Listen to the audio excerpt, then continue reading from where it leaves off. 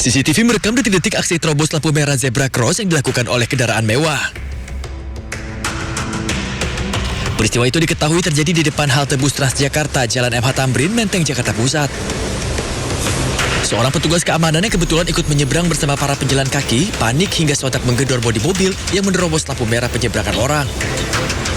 Mobil pun seketika berhenti dan disusul turunnya dua pria mengenakan baju batik. Setelah sempat terlibat cekcok mulut, kedua pria tersebut kemudian membawa petugas security ke pos polisi Tamrin. Video rekaman yang diunggah ke media sosial seketika viral dan menuai beragam reaksi warganet. Sementara itu, polisi menegaskan kedua belah pihak datang ke pos Pol Tamrin untuk dimediasi di mana keduanya sepakat saling meminta maaf. Dari kedua belah pihak menghubungi anggota Pospol kami, Pospol Tamrin, meminta bantu untuk dimediasi. Pada saat dan telah dilaksanakan mediasi pada hari itu juga, dan kedua belah pihak sepakat saling memaafkan.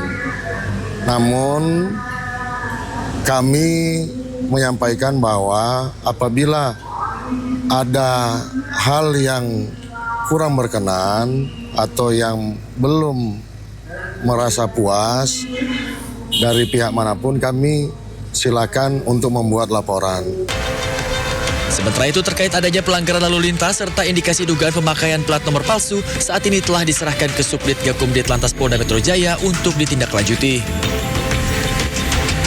Dari Jakarta, Raditya Jaya, A-News melaporkan.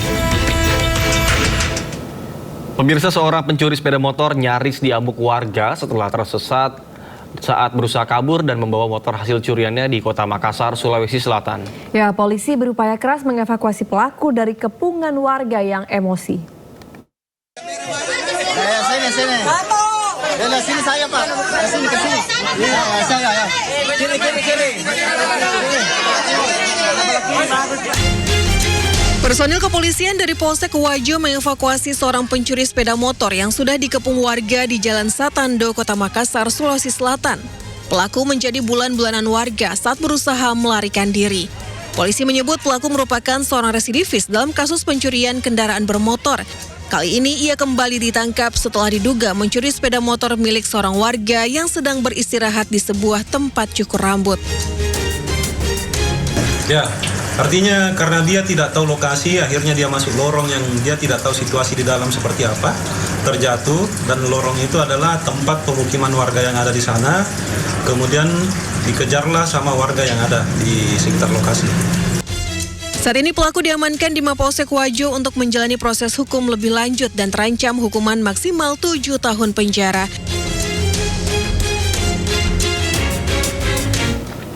Pemirsa, 9 pelaku penyerangan yang menyebabkan 3 anggota Satres Narkoba Polres Katingan gugur saat menjalankan operasi penangkapan bandar narkoba ditangkap tim gabungan Polda Kalimantan Tengah. Polisi juga masih memburu 4 pelaku lain yang telah ditetapkan sebagai tersangka.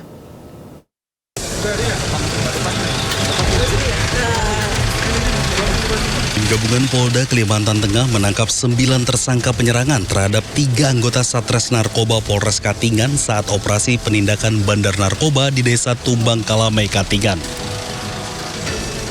Seluruh tersangka ditahan di rutan Polda Kalimantan Tengah.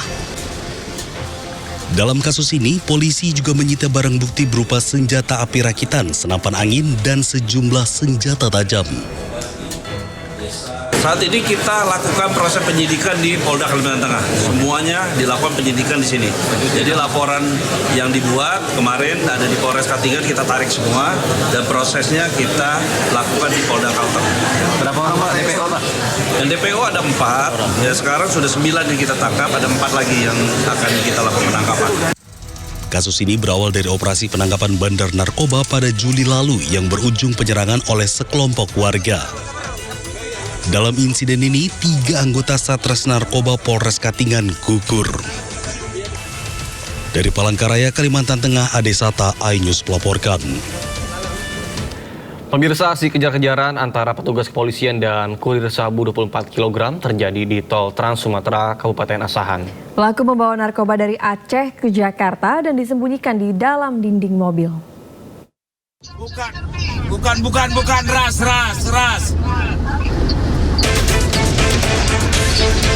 Aksi kejar-kejaran petugas kepolisian Satres Narkoba Polrestabes Medan dan kurir 24 kg sabu terjadi di ruas tol Trans Sumatera Kabupaten Asahan.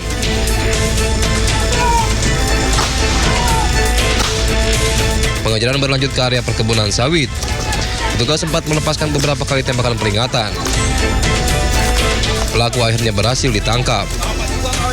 Saat digeledah, polisi menemukan 24 kg sabu yang disembunyikan di dinding mobil. Pelaku mengaku membawa narkoba dari Aceh menuju Jakarta. Tim melakukan pengejaran di area tol Kisaran sekitar 10-12 km dan berakhir di exit tol ini karena barang itu akan dari Aceh akan dibawa ke Jakarta. Berakhir di exit tol Kisaran yang bersangkutan menggunakan modus dengan mengelabui seluruh barang-barang haram ini disimpan di dalam dashboard ataupun ditanam di dalam bodi mobil. Usai menangkap pelaku kurir, petugas kini memburu pemasok sekaligus bandar narkoba yang memerintahkan pelaku.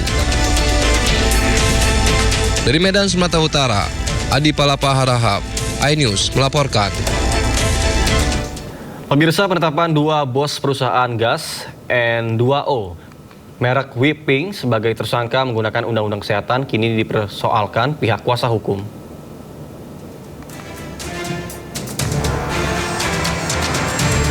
Barreskrim Polri menggerebek pabrik gas N2O merek Whipping terkait kasus produksi gas N2O. 2 bos perusahaan, Andi Hyo dan Jason Hyo, kini telah ditetapkan sebagai tersangka dan ditahan Barreskrim Polri. Kuasa hukum keduanya mengajukan gelar perkara khusus ke Barreskrim Polri untuk menguji dasar hukum penetapan kliennya sebagai tersangka. Kuasa hukum menilai Whipping merupakan bahan tambahan pangan dan mempersoalkan penetapan tersangka menggunakan Undang-Undang Kesehatan. Kalau kita lihat tabungnya Whipping ini, teman-teman juga lihat ya. Di situ jelas ada perhatian tulisannya bahwa ini khusus untuk digunakan di industri kuliner. Tidak bisa disalahgunakan, jangan disalahgunakan. Intinya ya, teman-teman bisa lihat. Nah, kenapa yang sudah jelas-jelas ini masuk industri kuliner dikaitkan ke Undang-Undang Kesehatan?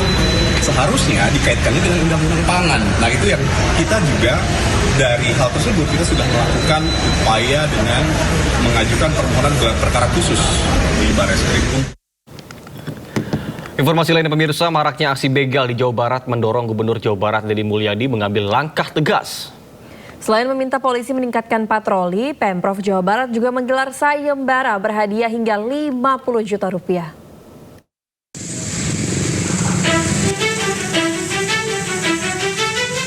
Maraknya aksi begal yang meresahkan warga khususnya di Bandung Raya membuat pemerintah provinsi mengambil langkah cepat. Melalui akun Instagramnya, Gubernur Jawa Barat Deddy Mulyadi meminta Polda Jawa Barat meningkatkan patroli di kawasan rawan kriminalitas. Pemprov juga berkoordinasi dengan Polda Metro Jaya untuk memperkuat pengamanan di wilayah Bekasi dan Depok. Deddy Mulyadi juga mengumumkan sayembara dengan hadiah hingga 50 juta rupiah bagi warga yang berhasil menangkap pelaku begal dalam keadaan hidup. Saya memberikan sayembara pada seluruh warga Jabar yang bisa melumpuhkan maling, copet, jamret, begal, rampok. Kami siapkan hadiah dari 5 sampai 50 juta. Dari 5 juta sampai 50 juta yang mampu merumpuhkan berbagai aksi kejahatan dan menyerahkannya kepada kepolisian dalam keadaan hidup. Pernyataan warga boleh menindak tegas dan boleh melawan begal juga disampaikan oleh Kabid Humas Polda Jabar Kombes Pol Hendra Rohmawan. Perintah Pak Kapolda untuk tidak tegas dan jelas ya, dan ini tidak hanya kepada polisi, kepada masyarakat pun boleh ya, pada masyarakat boleh dengan catatan tadi itu ya juga tegas terukur ya, jangan sampai mati lah bahasanya ya. Jadi kita sampaikan seperti itu dan terima kasih karena tadi saya katakan di awal, terima kasih sekali pada masyarakat yang telah mengkhusus itu kepedulian kepada masyarakat, dan upaya kita di dini hari ini tentu akan kita lakukan CP yang sangat harus sesuaikan dengan waktunya. Ya, jadi pagi pukul 12 sampai jam dini hari ini merupakan jam-jam yang rawan, akan kita perbanyak personilnya, utamanya jam-jam libur ini. Dengan peningkatan patroli dan keterlibatan aktif masyarakat, diharapkan aksi begal yang meresahkan dapat ditekan dan tidak lagi memakan korban. Dari Bandung, Jawa Barat, Ervan David, iNews melaporkan.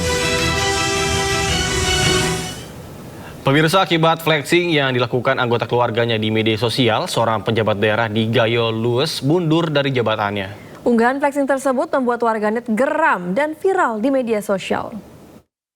Oleh karena itu, demi menjaga nama baik institusi, serta memberikan kesempatan agar proses evaluasi dan perbaikan dapat berjalan dengan baik, saya memilih mengundurkan diri dari jabatan yang saya emban saat ini.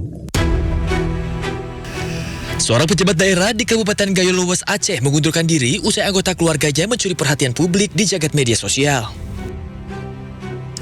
Wanita diketahui merupakan anak dari salah satu pejabat Gayo Lues ini menggugah sejumlah foto yang menunjukkan kemewahan. Saya yang bertanda tangan di bawah ini, nama Dr. Nepi Rizal MKes MH, jabatan Asisten Pemerintahan Keistimewaan Aceh dan Kesra. Melalui surat ini, saya menyampaikan pengunduran diri dari jabatan yang saya emban terhitung sejak tanggal 23 Juli 2026. Keputusan ini saya ambil dengan penuh kesadaran dan tanggung jawab akibat munculnya perhatian publik terkait perilaku anggota keluarga saya yang menimbulkan polemik dan telah mempengaruhi kepercayaan masyarakat. Ini bukan pertama kalinya terjadi. Anggota keluarga pejabat yang memamerkan kemewahan atau flexing di media sosial berujung membawa karir pejabat terkait berakhir. Dilansir dari laman Instagram @dea.aa, putri pejabat pemerintahan ini memamerkan gaya hidup mewahnya serta sejumlah tangkapan layar yang sekaligus menyeret nama Dr. Nepi Rizal. Postingan yang beredar di media sosial ini membuat geram warganet di kolom komentar. Bahkan Dea terlihat sempat menanggapi komentar warganet dengan foto dan tulisan bernada angkuh sebelum akhirnya menutup laman Instagramnya. Mirisnya, di tengah kemewahan dan kekayaan yang dipamerkan, Gayo Lues masih terus mencoba untuk bangkit dari banjir bandang yang sempat menerjangnya akhir tahun lalu. Jalan-jalan yang rusak, bangunan yang roboh, listrik yang sempat padam membuat warga sulit untuk hanya memenuhi kebutuhan dasar mereka. Di saat rakyat berusaha bertahan, ada pejabat yang justru mempertontonkan kemewahan. Ini menjadi gambaran bahwa kekuasaan tanpa empati hanya menjadi ironi. Tim Liputan, iNews melaporkan.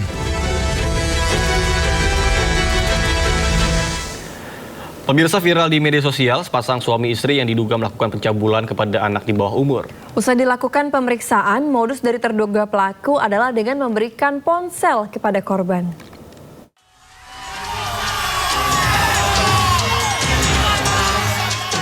Ratusan warga mengepung rumah Pasutri yang diduga sebagai pelaku pelecehan anak. Naas, sang istri yang merupakan seorang guru diduga membawa korban yang merupakan muridnya kepada suaminya untuk melancarkan aksi bejatnya. Sebelumnya suami dari pasangan ini telah dilaporkan pada bulan Mei lalu. Warga geram karena pelaku tak kunjung ditahan. Terlapor A memberikan handphone kepada korban. Kemudian handphone tersebut digunakan oleh korban. Nah, saat itu ketika korban mulai fokus pada handphonenya, si terlapor membuka celana daripada korban. Pasutri ini hanya bisa tertunduk usai dimintai keterangan secara tertutup.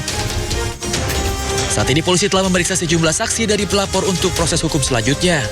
Sementara korban kini dalam perlindungan Komisi Perlindungan Anak. Dari Tanjung Balai, Sumatera Utara, Ulil Amri, iNews melaporkan.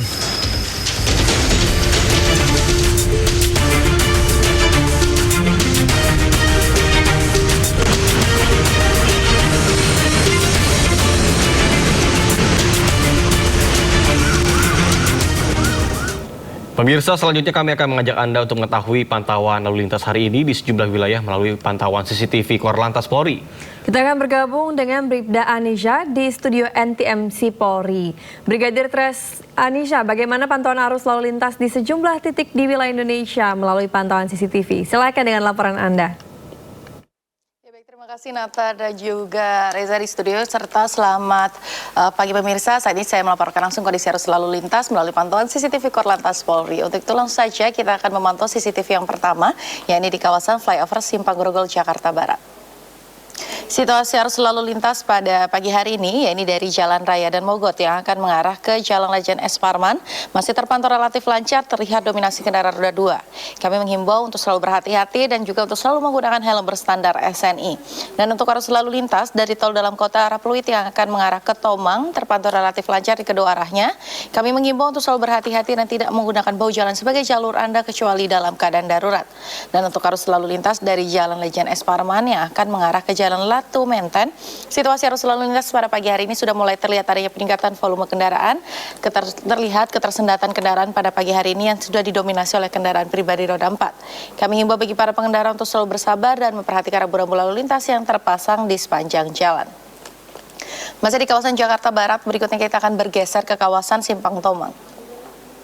Arus lalu lintas dari eksit tol Tangerang yang akan mengarah ke Harmoni ataupun Cawang untuk pagi hari ini terpantau relatif lancar, ketersendatan hanya menjelang traffic light saja.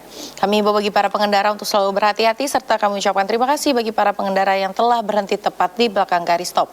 Dan untuk arus lalu lintas dari arah Cawang yang akan mengarah ke Grogol melalui flyover pada pagi hari ini terpantau lancar, namun dari arah sebaliknya terpantau mulai ada peningkatan volume kendaraan dan arus lalu lintas sudah mulai mengalami perlambatan laju. Kami himbau bagi para pengendara untuk selalu berhati-hati serta menjaga jarak aman kendaraan Anda dengan kendaraan lainnya. Berikutnya kita akan bergeser ke kawasan flyover Sleepy Jaya, Jakarta Barat. Situasi arus lalu lintas dari arah Cawang yang akan mengarah ke Grogol terpantau relatif lancar.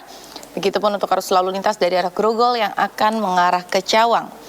Dan kami himbau bagi para pengendara, khususnya pengendara roda 4 untuk selalu berhati-hati dan selalu menggunakan sabuk keselamatan, guna keamanan dan juga keselamatan, dan untuk tidak menggunakan jalur basis sebagai jalur Anda kecuali maksud kami karena dapat membahayakan diri Anda pribadi maupun pengguna jalan lainnya. Dan untuk yang terakhir kita akan memantau kondisi arus lalu lintas di kawasan Jakarta Selatan, tepatnya di kawasan Jembatan Layang Mampang. Arus lalu lintas dari jalur flyover arah Tendean yang akan mengarah ke Pancoran. Untuk pagi hari ini masih terpantau lancar, namun kepadatan sudah mulai terjadi ini di jalur arteri arah Pancoran yang akan mengarah ke Kuningan. Kami himbau bagi para pengendara untuk selalu bersabar serta memperhatikan rambu-rambu lalu lintas serta antisipasi banyaknya kendaraan yang keluar masuk di kawasan ini, mengingat kawasan ini merupakan kawasan perkantoran. Dan untuk arus lalu lintas di jalur tol arah Pancoran yang akan mengarah ke Kuningan terpantau lancar, namun terjadi kepadatan pada pagi hari ini, kendaraan yang akan keluar mengarah ke kawasan Tendean. Namun dari arah sebaliknya masih terpantau ramai dan lancar. Dan juga kami informasikan berdasarkan dari data RSMS Korlantas Polri, angka kecelakaan lalu lintas di seluruh Indonesia dalam kurun waktu 1 kali 24 jam terjadi sebanyak 283 kasus laka lantas. Dengan rincian 15 meninggal dunia, 62 luka berat dan juga 361 luka ringan. Dari data tersebut, 35% terjadi dikarenakan kecerobohan pengemudi. Untuk itu kami selalu menghimbau untuk selalu tertib berlalu lintas guna tercipta perjalanan yang aman, nyaman, dan selamat sampai tujuan. Itulah informasi pada pagi hari ini dan salam presisi. Silakan kembali ke rekan di studio.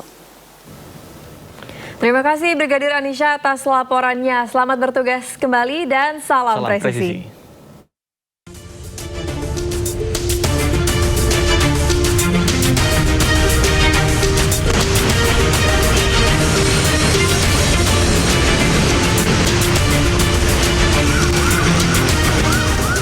Kejaksaan Agung menjadwalkan ulang pemeriksaan terhadap ex-Jampitsus Febri Adriansah pada hari Jumat 24 Juli 2026. Informasinya usai jeda, tetaplah di Sindo Today.